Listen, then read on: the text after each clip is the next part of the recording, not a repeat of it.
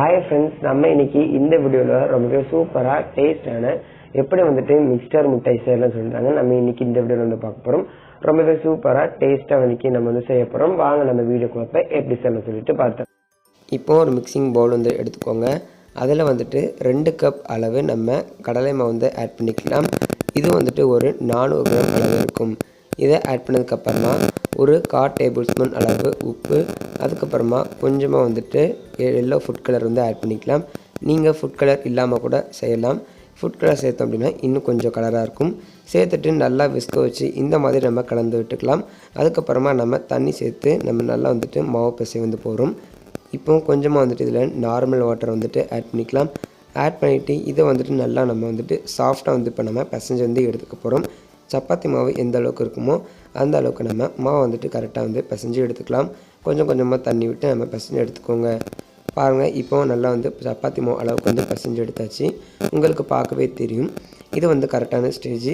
இந்த ஸ்டேஜில் இப்போ ஒரு பேனில் ஆயில் ஹீட் பண்ணியிருக்கேன். ஹீட் பண்ண ஆயிலை இப்போ நம்ம புழிஞ்சு வச்சுருக்க கடலை மாவை இது கூட வந்துட்டு நம்ம ஆட் பண்ணிக்க போகிறோம். இந்த மாதிரி பார்த்திங்கன்னா தண்ணியை வந்துட்டு ஆட் பண்ணிக்கோங்க. அப்போ தான் நம்மளுக்கு நொறுக்கிறதுக்கும் ஈஸியாக இருக்கும். அப்போ தான் பார்க்கறதுக்கும் ரொம்ப வந்து அழகாக இருக்கும்.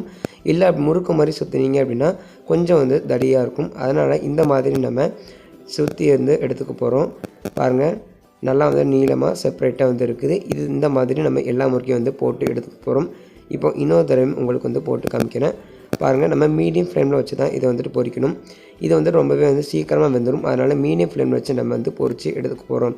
இதே மாதிரி எல்லா மாவையும் புழிஞ்சு நம்ம பொரித்து வந்து எடுத்துக்கலாம். பாருங்கள், எல்லாத்தையும் வந்து பொரித்து எடுத்தாச்சு. பார்க்கறதுக்கே நல்லா வந்து சூப்பராக இருக்குது. இந்த மாதிரி நம்ம நொறுக்கி வந்து எடுத்துக்கலாம்.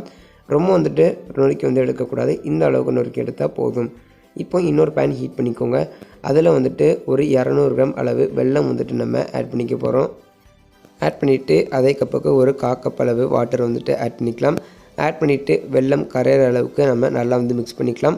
வெல்லம் கரைஞ்சதுக்கப்புறமா இந்த மாதிரி ஃபில்டர் பண்ணி வேறு ஒரு பாத்திரத்துக்கு வந்து ட்ரான்ஸ்ஃபர் பண்ணிக்கோங்க.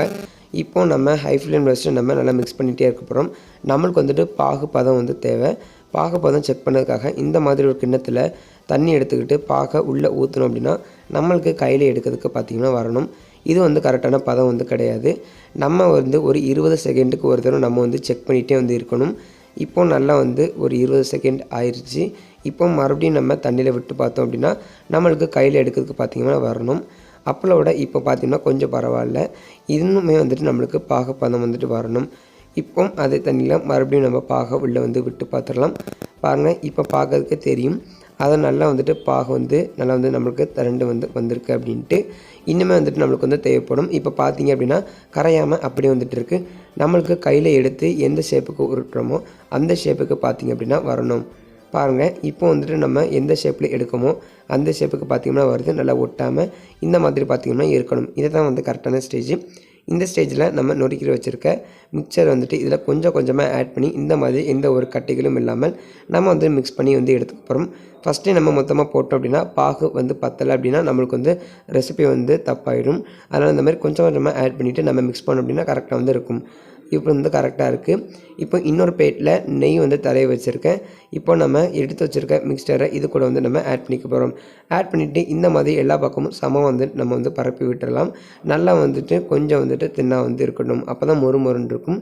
இப்போ நம்ம இந்த அளவுக்கு நம்ம நல்லா வந்து அமுக்கி விட்டதுக்கப்புறமா இதை நம்ம பீஸ் போட்டு வந்து எடுத்துக்க போகிறோம். ஒரு 3 மணி நேரம் கழித்து நம்ம இது வந்து பீஸாக வந்து எடுத்துக்கலாம். அவ்வளோதான் ஃப்ரெண்ட்ஸ், ரொம்பவே சூப்பராக டேஸ்ட்டான நம்மளுடைய மிக்சர் மிட்டாய் வந்து தயாராகிடுச்சு. இந்த ரெசிபிக்கு நீங்கள் கன்ஃபார்ம் வீட்டில் ட்ரை பண்ணி பார்த்துட்டு கமெண்ட்டில் எப்படின்னு சொல்லுங்கள். இந்த வீடியோ பிடிச்சிச்சுன்னா மறக்காமல் ஃப்ரெண்ட்ஸ் காலத்துக்கு ஷேர் பண்ணிடுங்க. மறக்காமல் சப்ஸ்கிரைப் பண்ணிடுங்க. தேங்க்ஸ் ஃபார் வாட்சிங்.